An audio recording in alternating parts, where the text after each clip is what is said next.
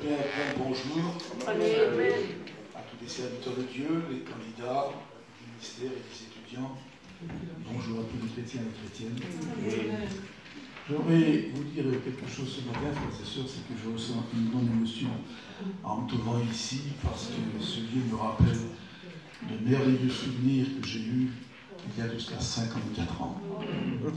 Et oui, jeune pasteur de 24 ans, frère Le Cossec, qui était le dirigeant de notre mission, m'avait demandé d'assumer ici pendant plusieurs semaines les réunions. Alors, je vois que ça a bien changé, et il n'y a que moi qui est pareil. La salle est toujours au même endroit, beaucoup plus belle, beaucoup plus propre et tout. Et oui, les années sont là, on change. J'ai retrouvé deux vieux compagnons de l'époque, dans la personne de Joannette et de Biron. Et alors, ils sont comme moi, ils n'ont plus 18 ans. Ils ont pris l'embonpoint. Biron s'est arrondi. Et on perd nos cheveux, mais voilà. L'important, c'est qu'on est toujours dans la foi sainte. Le principal, c'est qu'on reste ce que nous avions été au début du réveil. Qu'on reste, frères et sœurs, dans la simplicité. Il ne faut pas essayer d'en mettre plein la vue aux gens. On n'est pas là pour ça. L'évangile, ce n'est pas un spectacle. C'est l'ultra-mort qui se fait contre les forces du mal. On est là pour convaincre un monde incrédule, pour les faire passer justement de la mort à la vie. Alors ne recherchons pas l'éclat, c'est ce que je dis à nos étudiants de notre école biblique en sortant de l'école. N'essayez pas à faire de l'admiration que les gens vous applaudissent. N'essayez pas de faire des messages compliqués. Avec des messages compliqués, on peut aller en enfer. Avec des messages simples, on peut sauver. D'ailleurs, qui a été l'homme le plus simple au monde dans ces messages? C'est celui de notre maître, le Christ. Quand on lit les évangiles, c'était le prédicateur le plus simple qu'il y a eu au monde. Et quand il parle avec les éleveurs de l'époque, qu'est-ce qu'il leur dit? Lequel d'entre vous, s'il a perdu un brebis, qui laisse les 99 autres et qui va chercher celle qui est perdue? Ils comprennent ce langage. Ce sont des éleveurs de bétail. Il n'essaye pas de les éblouir. Il leur fait comprendre que la brebis qui est perdue, c'est eux. Est-ce que je me fais comprendre aussi? Et puis, quand il va chez les cultivateurs, qu'est-ce qu'il leur explique? Un semeur sorti pour semer. Et comme il sema, une partie de la semence tombe. Ils le comprennent. Ce sont des gens des champs. Ils savent que quand ils sèment, n'est-ce pas, leur semence, les oiseaux viennent et qu'ils la mangent. Et par ces choses simples, il leur montre les réalités de l'Écriture. C'est ça qui est formidable. Arriver à toucher les cœurs des hommes et des femmes, on atteint notre but. On n'est pas là pour les éblouir, c'est pas notre cas, et on ne veut pas le faire. Et puis, quand il vient chez ceux qui font le soignage de la vigne, les vignobles, ben, qu'est-ce qu'il leur dit? Ben, il dit, moi je suis de cep, mon père est vigneron, ça fait que tout le monde comprenait le langage de Jésus. Eh bien, c'est ça qu'un prédicateur doit faire, que tout le monde puisse comprendre ce qu'il dit. On ne vient pas à la réunion avec un dictionnaire, on vient avec sa Bible. Et quand on vient, ce n'est pas pour remplir ses oreilles, c'est pour remplir son cœur. Alors moi, je vais rester dans cette continuité, je vais rester ce matin dans une très grande simplicité. Et puis, cette simplicité va nous conduire à revivre, si vous voulez, frères et sœurs, les dernières heures de la vie de Jésus sur cette terre.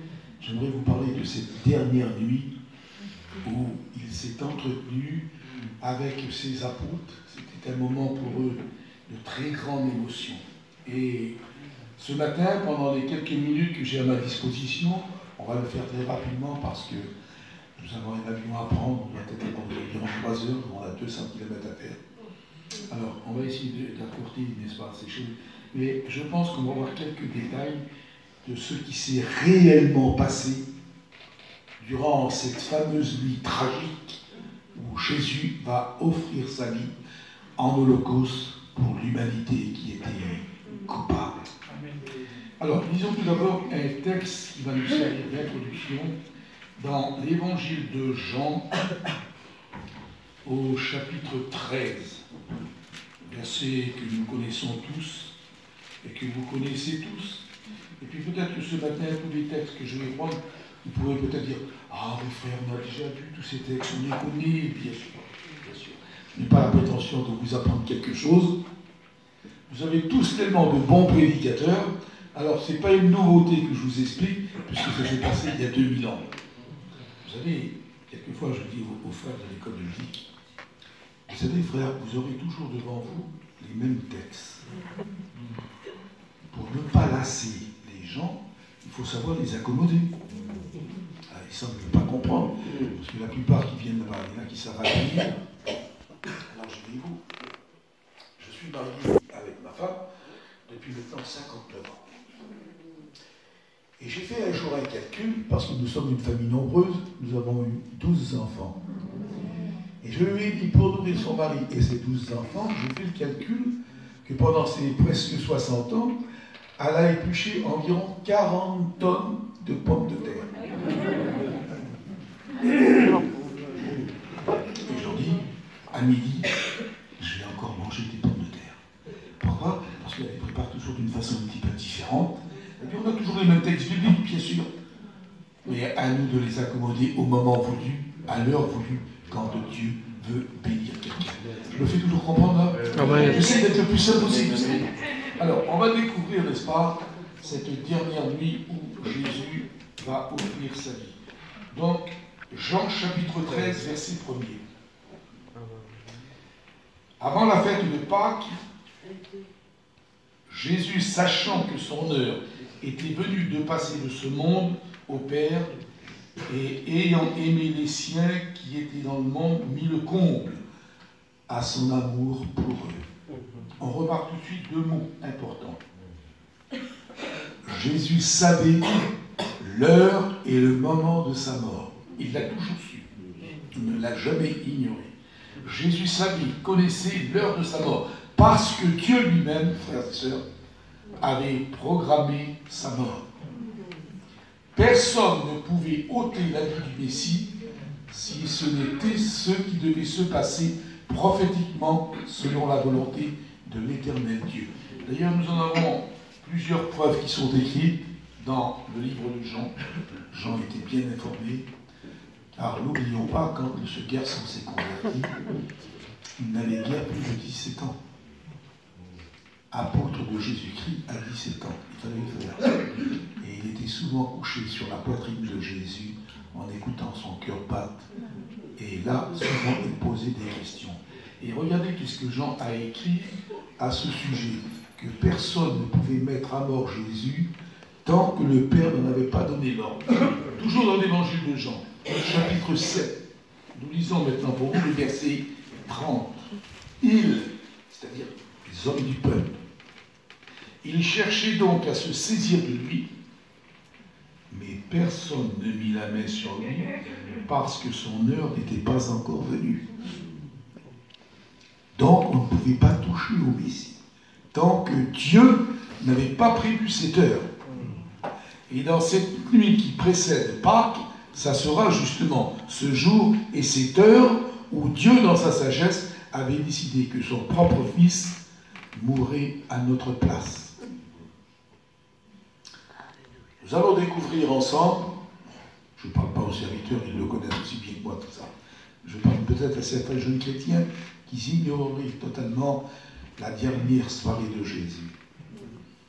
Dès sa naissance, l'ennemi a voulu tuer le jeune Messie. Et quand il naît, peu de temps après, le roi Hérode rentre dans une telle fureur qu'il va ordonner le massacre de tous les enfants qui sont nés à Bethléem. Et là, les sbires de ce roi cruel et tyrannique vont entrer dans cette petite bourgade qui était Bethléem et ils vont assassiner impitoyablement tous les bébés qui viennent de naître jusqu'à 2 ans. C'était une véritable boucherie. Mais le Messie y a échappé parce qu'un ange du Seigneur en a informé Joseph de fuir en Égypte. Ainsi, Christ n'est pas mort en étant bébé, parce qu'il fallait qu'il meure à un endroit précis, qui n'était pas dans un berceau, ni dans une crèche, Il fallait qu'il meure 33 ans plus tard sur la croix du Calvaire. Amen. Plus tard, alors qu'il est en train d'enseigner dans la synagogue à Nazareth, et qu'il est en train de leur expliquer le chapitre 61 du livre d'Ésaïe. L'Esprit du Seigneur est sur moi parce qu'il m'a oint pour porter une bonne nouvelle aux pauvres. Et quand il s'assoit, il dit, aujourd'hui, cette parole de l'Écriture vient de s'accomplir. Ce qui veut dire que les habitants de Nazareth étaient en train de vivre la prophétie d'Ésaïe 700 ans auparavant. Ils la voyaient devant leurs yeux. Et aveuglés par l'ennemi, beaucoup ne l'ont pas compris. Ils ont saisi Jésus, ils l'ont traîné et ils l'ont amené au sommet de la montagne qu'on appelle aujourd'hui le mont de la précipitation, et ils ont voulu le jeter en bas pour qu'il s'écrase. Et l'Écriture sainte dit que Jésus passa à travers eux comme il avait passé à travers les murs le jour de sa résurrection. Pourquoi? Parce que le Messie ne devait pas donner sa vie en tombant d'une montagne et se déchiquetant le corps sur des rochers. C'est pas ce que Dieu avait prévu. Satan voulait le faire pour éviter la croix. Mais ça n'a pas marché. Et puis bien plus tard, alors que Jésus se promène souvent dans les rues de Jérusalem pour prêcher la bonne parole, souvent les Juifs, à 3 reprises, ont pris des pierres pour le lapider parce qu'ils voulaient le tuer. Vous lirez ça toujours dans l'évangile de Jean, chapitre 8, etc., chapitre 10. Et Jésus a échappé à la lapidation parce qu'il fallait que le Messie ne meure pas de la main de ces hommes sous des pierres, mais il fallait qu'il soit crucifié par les païens, n'est-ce pas, pour le salut de tous. Permettez-moi de vous dire que si le diable avait eu le pouvoir de la mort, il aurait réussi. Mais Satan ne détient pas le pouvoir de la mort. Il peut nous envoyer des épreuves, oui. Il nous envoie des découragements, oui. Il nous envoie des maladies, d'accord. Mais il ne peut pas tuer les hommes. Parce que s'il avait le pouvoir de la mort, il tuerait l'humanité entière pour les entraîner avec lui en enfer. Alors dans cette nuit, on va voir déferler devant nos yeux de très nombreuses prophéties, et dans cette nuit même, au moins une dizaine vont s'accomplir sur les yeux de ceux qui sont là en train de vivre ce dernier moment. Nous sommes donc à la veille de la fête de Pâques. Pâques était une très grande célébration qu'on avait fait presque 2000 ans plus tôt avec Moïse, qui était la libération du peuple d'Israël qui avait été captif par les Égyptiens pendant 430 ans. Et depuis lors, chaque année, tout le peuple d'Israël venait à Jérusalem pour célébrer cet événement. Et Jésus, donc, de son vivant, l'avait constamment fait, d'abord en étant enfant avec ses parents, et ensuite, chaque année, on célébrait la fête de Pâques.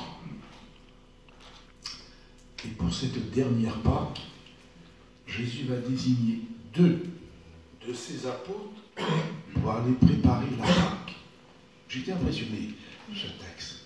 Je me suis dit, dans le fond de moi-même, pourquoi 2 alors qu'ils sont 12? Ça aurait été plus facile à 12 de préparer un tel repas. Mais non, là, Jésus en désigne 2. Et Saint Luc, il nous en fait le reportage dans son évangile au chapitre 22. Jésus va désigner Pierre et Jean pour aller préparer la Pâque. Le plus vieux des apôtres, puisque Pierre était déjà marié, Jean, avons-nous dit, qui avait à peine 17 ans, donc l'ancien et l'étudiant qui sont côte à côte pour aller justement préparer le repas de la Pâque. Pourquoi 2? Eh bien, pour la simple raison que 2 hommes passeraient inaperçus dans toute cette foule bruyante qui venait de tout Israël. À l'époque, on a fait une estimation que Jérusalem devait avoir environ 25 000 habitants. À l'issue de la fête de Pâques, on passait de 80 à 100 000 habitants. Et c'était à partir de ce moment-là que les hommes qu'on appelle du Sanhédrin, tribunal suprême des Juifs, eh bien, ils avaient fait ce qu'on veut dire une sorte de chasse à l'homme. Regardez ce que l'apôtre Jean nous écrit, chapitre 11. Vous voyez, j'aime bien prendre les textes pour montrer que ce n'est pas nos idées qu'on prêche. On prêche ce qui est écrit. Et quand c'est écrit, frères et sœurs, c'est du béton. On ne peut pas discuter. Tout le monde doit s'écrire. Le chapitre 11 nous en fait le reportage. On va maintenant découvrir pourquoi Jésus en désigne seulement 2 au lieu de 12, qui auraient été tout de suite remarqués. Il nous est dit ceci, verset 47. Alors les principaux sacrificateurs et les pharisiens assemblèrent le Sanhédrin, le fameux tribunal en question. Et ils dirent, que ferons-nous? Car cet homme fait beaucoup de miracles. Si nous le laissons faire, tous croiront en lui, et les Romains viendront détruire notre ville et notre nation. Et l'un d'eux, Caïphe, qui était justement le souverain sacrificateur cette année-là, leur dit, vous n'y comprenez rien. Vous ne réfléchissez pas qu'il est de votre avantage qu'un seul homme meure pour tout le peuple. Et dès ce fait, ils résolurent de le faire mourir. Ça y est, la condamnation à mort du Christ est prononcée par le Sanhédrin. C'est pourquoi Jésus ne se montrait plus ouvertement parmi les Juifs. Il se tira dans les endroits un peu déserts. Or, les principaux sacrificateurs et les pharisiens avaient donné cet ordre. Si quelqu'un savait où il était, qu'il le déclare afin qu'on se saisisse de lui. Et maintenant, c'est une chasse à l'homme qui commence. Les espions du Sanhédrin sont partout. Maintenant, je comprends pourquoi Jésus en désigne simplement 2, afin de passer inaperçu.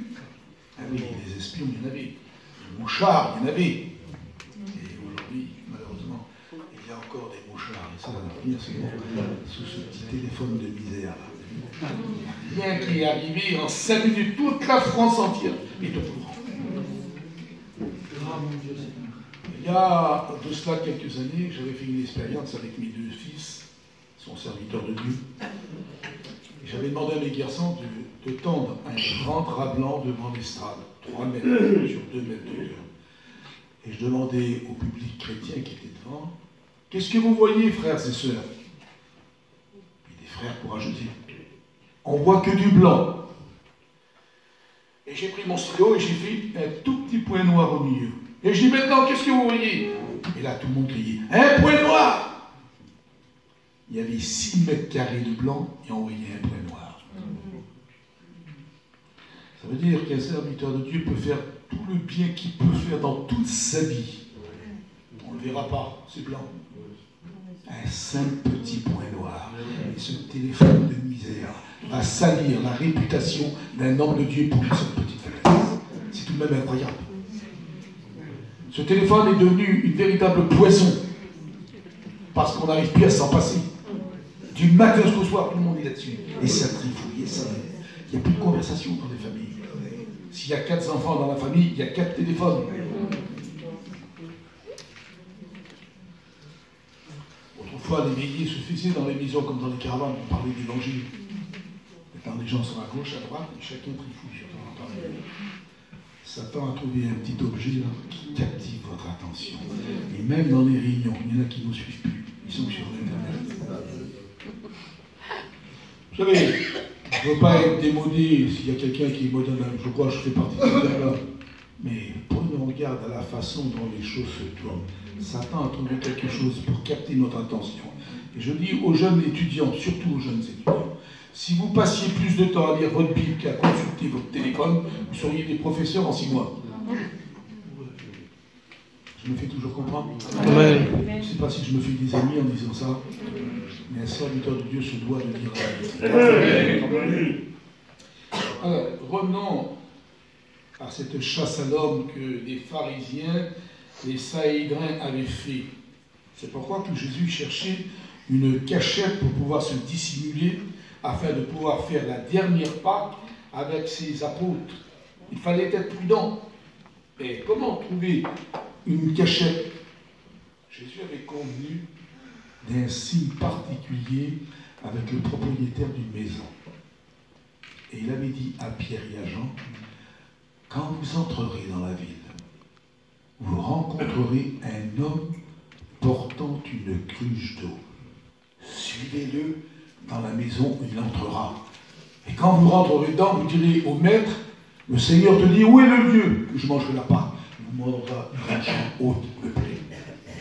Ce qui veut dire, l'homme en question qui porte la couche d'eau, c'est pas normal en Israël. Il n'y avait jamais un homme qui aurait osé faire cela. C'était les femmes qui portaient les couches d'eau. Ce qui veut dire que l'esclave en question qui est choisi va être en quelque sorte le GPS de Pierre et Jean. Et à distance, ils vont le suivre, parce qu'à cette époque, il n'y a pas de nom de rue, il n'y a pas de numéro. Comment retrouver une cachette dans Jérusalem qui est immense? Le signe, c'était l'homme qui porte la cruche d'eau. Et quand ils sont entrés, ils ont trouvé, n'est-ce pas, les choses exactement comme Jésus leur avait dit. Vous savez, les points d'eau à Jérusalem, il n'y en avait pas 50, hein, il y en avait 3. Il y avait la fontaine de Siloé, qui coulait tout doucement. Il y avait la piscine de Bethesda, et bien entendu, le Guillon qui avait été bouché par les ennemis. Donc il est probable que ce garçon qui prenait la cruche d'eau a eu son approvisionnement dans ces 3 endroits, mais quand la cruche a été pleine, il s'est dirigé vers la maison de son propre maître, et c'est là que les apôtres vont le suivre. Voyez-vous, si on avait été autant des anciens cow-boys, peut-être qu'on aurait pu placarder une pancarte dans les rues de Jérusalem. On recherche mort ou vif Jésus de Nazareth.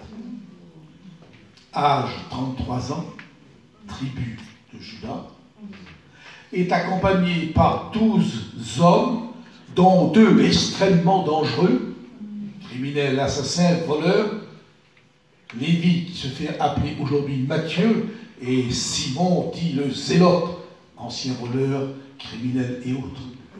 Trop d'équipes que Jésus avait choisies.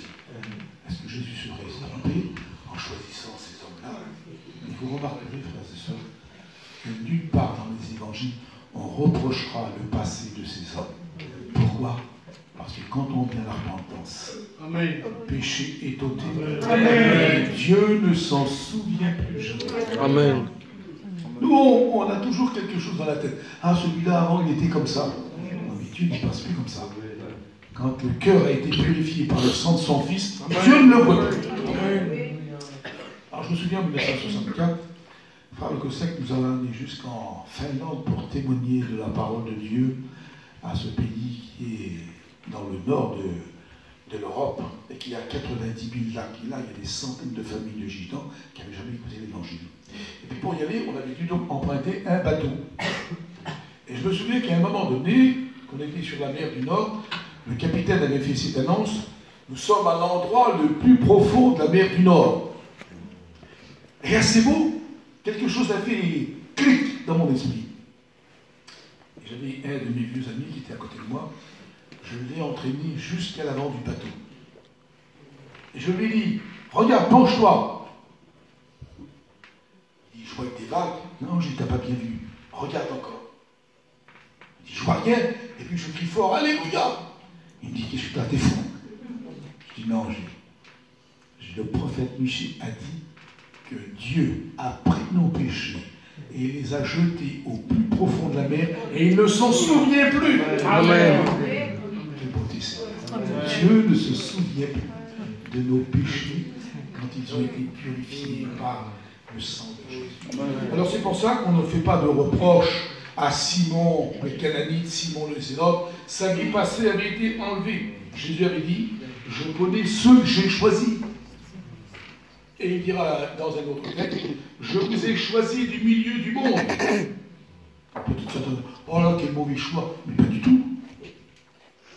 Pourquoi il nous a choisi à tous les gitans? Ah là, c'était un mauvais choix. Parce que qu'est-ce qu'on avait de bon chez nous? Que des voleurs, des alcooliques, des batailleurs, des diseurs de bonne aventure, et des gens bruyants. Il n'y a pas plus bruyant que nous. Eh oui. Mais Dieu a choisi les choses sans du monde pour envoyer ça. Et voilà pourquoi il nous a aimés. Et c'est pourquoi, comme disait notre frère tout à l'heure, à cause de ce morceau de bois, de cette croix, on a été sauvés par la grâce de Dieu. Si on n'avait pas de qualité en étant païen, maintenant on en a parce que nous sommes devenus princes et princes. princesses de la lignée royale de Dieu. Nous sommes ses héritiers. Et pour ceux qui ont décliné, si vous voulez, le réveil gitan, moi je l'ai connu. Et je me souviens que les premiers pasteurs parmi les bailles, ils trouvaient à dire, tu frère le Cosset, tu fais prêcher les bohémiens, ils n'ont pas de ministère, ils ne savent pas dire. Ça va faire un feu de paille, ils ont dit, ça ne va pas durer. Ça fait 70 ans que ça dure. Amen. On a 280 églises comme la vôtre. Amen. Qu'est-ce qu'on a encore? On a 2 écoles bibliques. On a 2500 prédicateurs. Ils se sont trompés les brailles. Eh oui, Dieu a choisi les choses folles du monde pour confondre les sages avec toi. Alors revenons à notre soirée. Les apôtres ont donc trouvé l'endroit et ils se mettent à apprêter un agneau d'un an, sans défaut. Il fallait faire rôtir cet agneau sans briser aucun de ses os. Et le tout était accompagné d'herbes amères, des pains sans levain et les coupes de vin qui étaient là. Et c'est au cours de ce repas, frères et sœurs, c'est au cours de cette nuit que nous allons dire tragique, que la trahison va se dévoiler. Reprenons l'évangile de Jean, chapitre 13, et regardons ce que l'apôtre Saint Jean, qui sera, comme vous le savez, le dernier prophète du Nouveau Testament, a écrit. Pendant le souper, alors que le diable avait déjà mis dans le cœur de Judas Iscario, fils de Simon, le dessein de le livrer, Jésus continue son discours en disant « Vous n'êtes pas tous purs. » Qu'est-ce qui se passe? Jésus continue. Et le texte dit « Car il connaissait celui qui allait le livrer. » C'est pourquoi il dit « Vous n'êtes pas tous purs. » Mais il prend quand même la précaution de voir la différence. Ce n'est pas de vous tous que je parle, car je connais ceux que j'ai choisis. Mais il faut que l'Écriture s'accomplisse. Celui qui mange avec moi le pain a levé son talon contre moi. Et là, la prophétie du psaume 41 est en train de se réaliser. Ayant ainsi parlé, Jésus fut troublé en son esprit. Et il dit expressément, je vous le dis, l'un de vous me livrera. Mais là, c'est pas pavé dans la mare. Là, c'est un coup de tonnerre qui tombe dans la chambre haute. Jésus vient de dire ouvertement, l'un des 12 va me trahir. Alors, on s'interroge, on se pose la question, qui est-ce? Et on n'ose pas trop consulter Jésus. Mais Jean, qui est le plus jeune, c'est le bébé de l'histoire, si vous voulez. Il est couché sur la poitrine de Jésus. Et Pierre, plus âgé, il lui dit, demande qui c'est. Et le petit Jean dit, qui est-ce, Seigneur? Et Jésus répondit, c'est celui à qui je donnerai le morceau trempé. Et ayant trempé le morceau, il le donne à Judas, fils de Simon l'Iscario. Dès que le morceau est donné, Satan entra en Judas. Jésus lui dit, ce que tu fais, fais-le vite. Mais tous ceux qui étaient là, ils ne comprenaient pas. Car quelques-uns pensaient, comme Judas avait la bourse, que Jésus lui commandait de donner quelque chose aux pauvres. Judas, ayant pris le morceau, se hâta de sortir. Il faisait nuit. Essayez d'imaginer la scène. Vous êtes au milieu, entouré des 12 apôtres. Ils sont en train de participer au repas de la Pâque. Ils sont en train de manger l'agneau pascal, accompagnés d'herbes amères, qui étaient les chicorées, les salades amères, les trucs comme ça. Et quand Jean lui demande qui est ce Seigneur, le Seigneur prend le pain qui va tremper dans la sauce. C'était une sauce particulière, qui était faite de purée de fruits. Cette purée de fruits rappelait la boue des chantiers dans lesquels l'Égypte avait tenu en esclavage pendant plus de 4 siècles le peuple d'Israël. Et il le tend à Judas. Ce qui fait que Judas, frères et sœurs, n'a pas pris la Sainte Seine. Il a mangé le repas de la Pâque, oui, mais il n'a pas pris la Sainte Seine. Parce qu'il se hâta de sortir, il faisait nuit, et c'est seulement après le repas que Jésus va instaurer ce que nous appelons la Sainte Seine. Ce qui veut dire que cette Sainte Seine aurait pu devenir pour lui bénédiction, aurait pu lui accorder le pardon de sa traîtrise. Il n'a pas fait. Ayant pris le morceau, il se hâta de sortir. Où est-ce qu'il va? Puisqu'il fait nuit. Matthieu sait où il va. Et Matthieu écrit. Matthieu 26, 14. Alors l'un des 12, appelé Judas Iscariot, alla vers les principaux sacrificateurs et il leur dit: que voulez-vous me donner? Et je vous le livrerai. Et il lui paya 30 pièces d'argent. Regardez la fin du verset. Depuis ce moment, depuis cet instant, Judas cherchait une occasion favorable pour livrer Jésus à l'insu de la foule. Autrement dit, ça c'est le marchandage. Combien vous me donnez si je vous le livre? Et ils ont tombé d'accord pour 30 pièces. Probablement des cycles. Pas la monnaie païenne qui était les deniers, les cycles, les pièces d'argent. Ce qui avait été prophétisé par Zacharie 400 ans avant l'événement. Et puis, Judas cherche une occasion. Le mot occasion est souligné. Alors évidemment, encore ce matin à 7 h, j'étais debout, je revérifiais mes textes. Et j'ai vu que Satan avait adapté la même tactique que Judas est en train de faire. Dans la tentation du désert, il tente Jésus pendant 40 jours. Et jusqu'à un moment donné où Jésus, éloigne-toi Satan. Et le texte dit, et Satan attendit l'occasion favorable. Vous voyez, le même mot. Ah oui, tel maître, tel disciple. L'occasion était trop belle pour Judas. Et quand Judas est enfin parti, Jésus dit, le Fils de l'homme va être glorifié. Et c'est là qu'il va instituer, frères et sœurs, la première Sainte Seine et la dernière Sainte Seine de sa vie terrestre. Vous remarquerez que pendant 3 ans et demi, Jésus n'a pas fait de Sainte Seine.